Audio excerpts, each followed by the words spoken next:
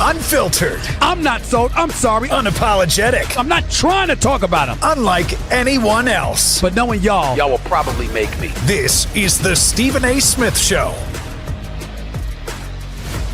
What's up, everybody?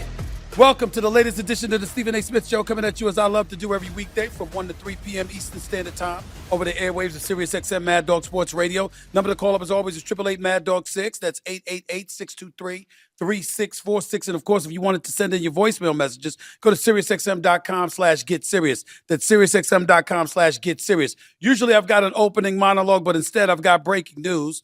The Dallas Mavericks have relieved GM Nico Harrison of his duties as general manager, according to team owner and governor Patrick Dumont. They announced it a few hours ago. Nico Harrison, the man largely held responsible for trading Luka Doncic to the Los Angeles Lakers, essentially for Anthony Davis. He is now gone as general manager for the Dallas Mavericks. To get to it right now, I've got the ultimate insider, the best in the business, the one and only Charania for ESPN, right here with yours truly. Shams, thank you for time out of your busy schedule. Always appreciate you, my brother. Break it down. Nico Harrison is gone. Why did this happen? Why did this happen right now? So this happened now because the Mavericks are in a tailspin, Stephen A. And when you trade away Luka Doncic, a player in his prime, 25 years old, 5 straight All-NBA first teams, and you go get Anthony Davis, and you've set a 2 to 3, 4-year window for you to win a championship. You say only time will tell if I'm right. You know the city is coming down on the Mavericks in February and beyond after that for their decision to trade Luka Doncic. You have championship expectations. And even in April, after the Mavericks lost Kyrie Irving with a torn ACL, Nico Harrison said, we'll be back next season and we'll be competing for a championship. And when you have these championship aspirations for the Dallas Mavericks, that's going to be, you have to win a championship and you have to be competing for a championship. That's the expectation. And the start that they're off to right now, 3-8, they're one of the worst teams in the NBA, one of the worst teams in the West. And that isn't what they signed up for. That's not what the Mavericks, what ownership Patrick Dumont signed up for. And they've pulled a plug. And what we saw Patrick Dumont essentially he admitted to a kid courtside on Monday night during that loss against Milwaukee. My understanding, he told this fan that interacted with him that the Mavericks are going to be taking accountability and that they made a mistake with the Luka Doncic trade. So when an owner admits that, the first order of business is firing the man that came up with the plan, the pitch. And that's now the process the Mavericks will undergo, is the changing of the guard in that organization. Shams, is this one of those situations where it's truly accountability that's being embraced, or is Nico Harrison being used as a scapegoat for a decision ownership compelled him to make because they made it clear that they weren't interested in giving Luka Doncic the super max that would have been for over $300 million at the time? Which one is it, Shams? This was Nico Harrison's decision, 100% all the way. This was his concept, his idea, his plan, his pitch. Now, anytime a general manager makes a trade, you're not just making it in a vacuum. There's going to be support you're going to need internally with your front office lieutenants, which the foremost front office lieutenants in that Mavericks organization, they were supportive of the decision. You need your head coach aligned, Jason Kidd. There was support there. And then you need ownership to support it. And ownership was supportive and greenlit that move. And so the buck stops with Nico Harrison because Nico Harrison's the one that pushed this. And the telltale moment within the Mavericks organization was when they made it to the NBA Finals in 2024. It was months after Mark Cuban sold his majority ownership stake, and Nico Harrison, his voice and his relationship with Patrick Dumont grew very close. Mark Cuban hired Nico Harrison. I think there was an expectation that there was going to continue to be Mark Cuban's involvement. Mark Cuban ultimately was cut out. It was Patrick Dumont and Nico Harrison. And after they made it to the finals, Patrick Dumont really thought Nico Harrison was a basketball savant. He thought Nico Harrison was basketball gospel. And when you have that type of influence on your owner and you come up with this idea, to an extent, Patrick Dumont was surprised about all the reaction that people were having. That's how naive from an ownership level and how naive the Mavericks were as an organization to not know the impact of trading a player like Luka Doncic, who was supposed to be the next Dirk Nowitzki. Spend his whole career there, have a statue there, have his jersey retired there at one point. So the buck stops with Nico Harrison, but that trade's not happening unless that trade is greenlit. I totally understand that, and it does show the ignorance of ownership if they're going to act like they were shocked at the reaction to trading a Luka Doncic. How could you not know that? But here's what I want to ask you, Shams. I totally get where you're coming from, where it's Nico Harrison's concept. It's his idea. But what I'm really asking in terms from a specific standpoint, was that after, or could that have been after a new owner comes in and says, $350 million. I don't want to pay this guy $300 million. Don't come up with a plan. I mean, I'm just asking, is it possible that they came to it's Nico a fair because question. of that? Yes. Yeah, and I've seen the conspiracies. It's a fair question because it's such a monumental decision.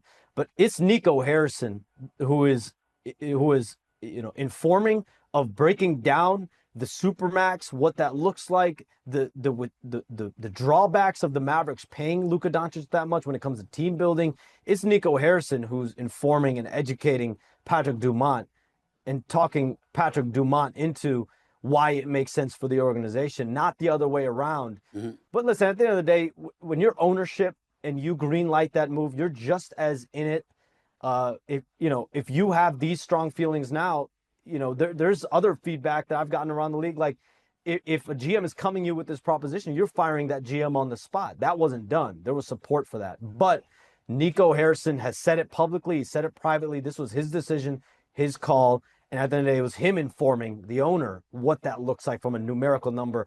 This is what the Supermax is. We can't afford to pay that. It makes more sense to go this direction, etc. At this juncture, how does firing Nico Harrison square up with fans other than giving them a pound of flesh? It's just the start of accountability. It's the start of, like you said, Stephen A. It's listening to your fans. It's understanding. That's one thing I have heard around ownership in the last several days. It's like we have to start listening to our fans now.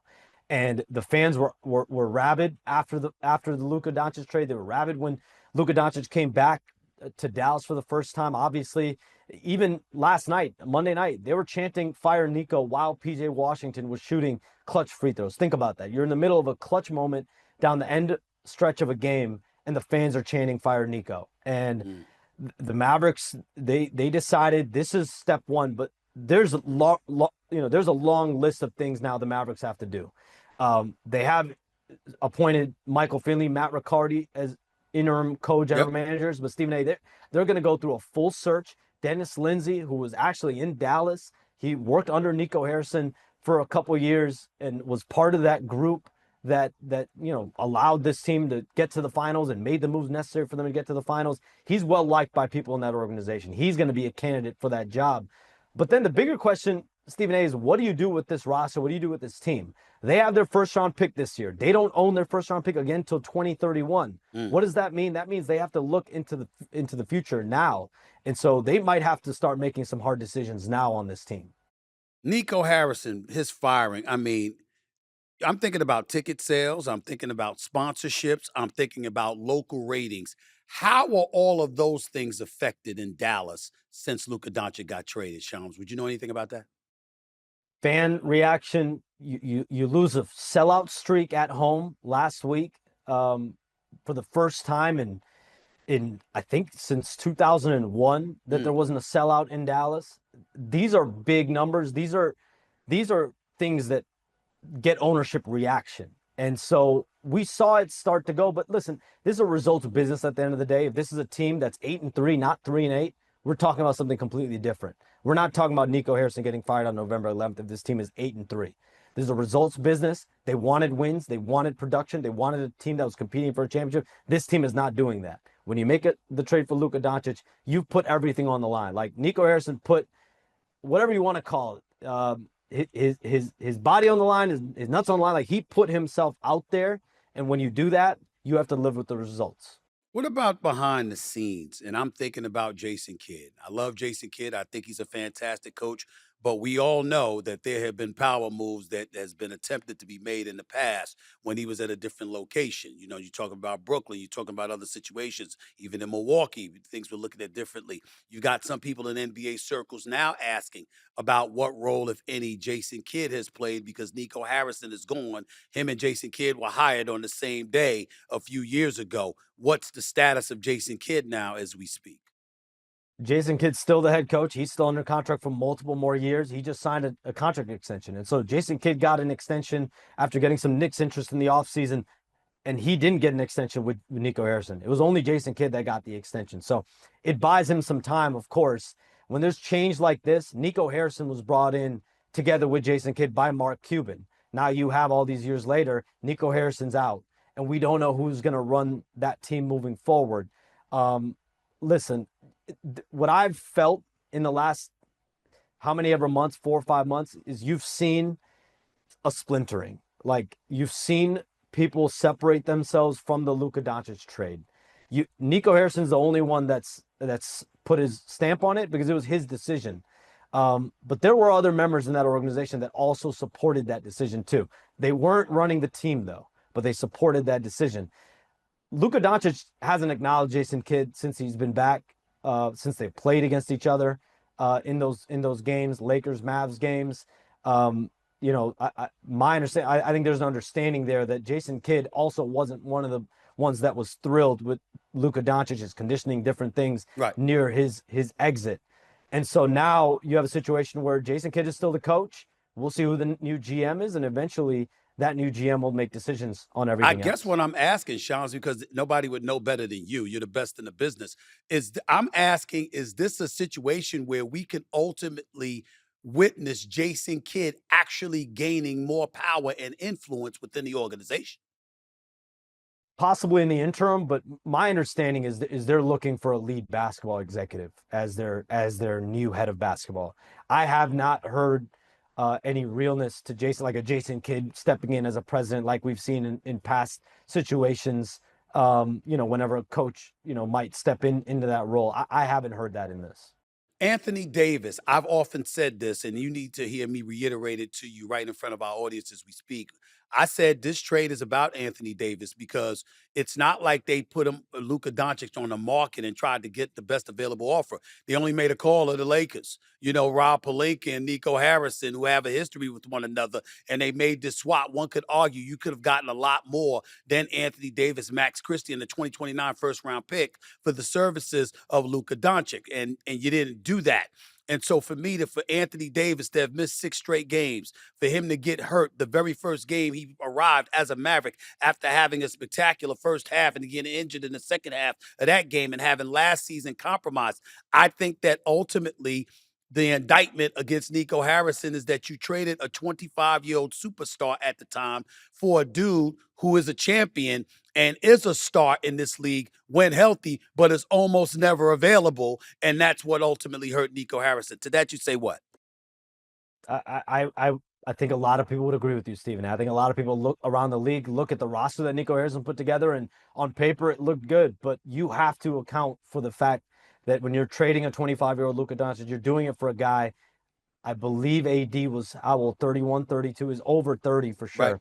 Right. He's approaching 32. For a guy that, approaching 32. You're doing that for a player 6 to 7 years older, and so I think you have, like, that's just a fact. And so when you do that trade, you shorten your window, you shorten the expectations. It has to be championship or bust every year. They already made it to the finals with Luka Doncic in 2024. There's only one other thing you can do if you move Luka Doncic. That's getting to the finals. That's winning a championship. Last year, they lost in the play-in game. We saw AD come back in game 1, looked like an absolute beast, messes up his adductor. He's out 6 weeks after that. He comes back for the play-in game.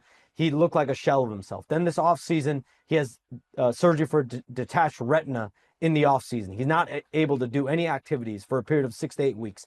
Any player that has his offseason ruined for 2 months, not able to do any activities, you're going to lose cardio, you're going to lose basketball shape.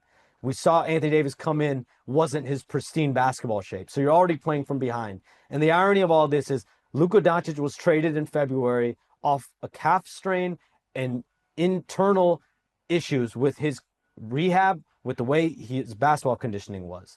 Now you fast forward 9 months later, Anthony Davis, calf strain, concern about his basketball conditioning, and concern about how his rehab is going. He's missed the last 6 games. On Saturday, he wanted to play. He'd been doing 5-on-5, but the organization shut it down. They had fears, from my understanding, that this could be a Tyrese Halliburton part 2. They didn't want that. The medical staff didn't want that. So they made the decision, shut AD down. He didn't play Saturday. He didn't play Monday. We'll see if he plays Wednesday against Phoenix. But all of that plays into it.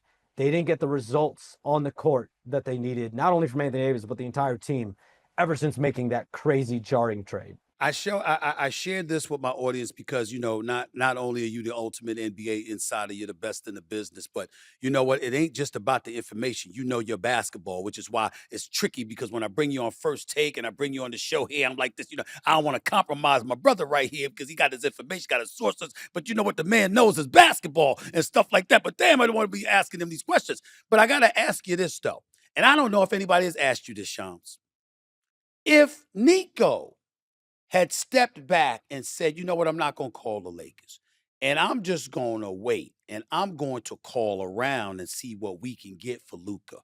What kind of deal was out there for the Dallas Mavericks other than the Anthony Davis deal that he settled for? Could you tell us what they could have gotten for Luka Doncic last February?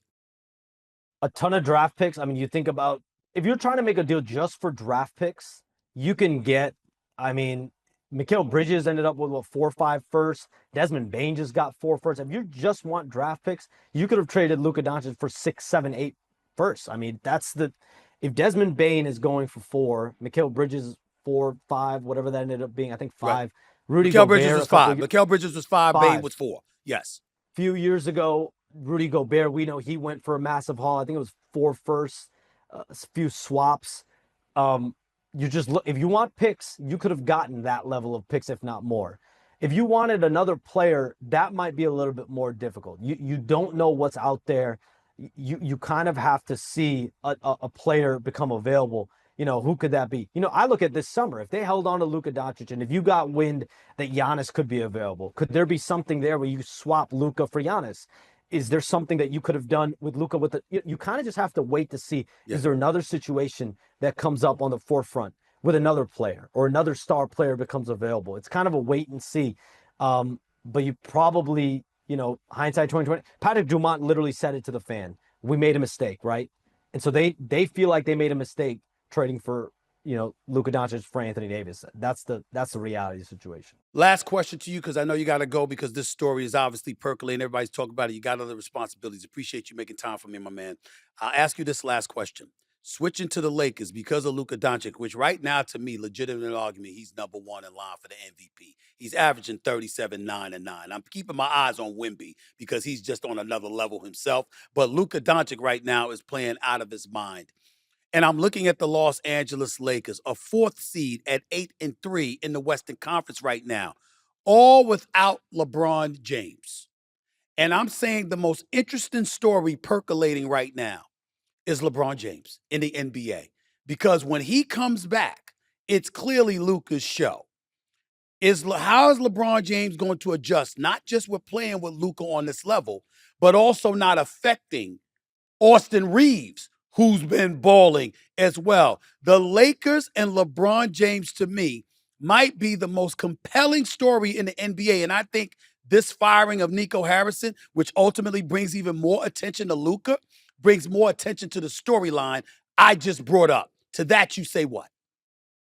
I say that LeBron James is 40, about to be 41 in year 23. But if there's a player that I know will not have a problem figuring out from a basketball smarts perspective how he fits in, I think it'll be him.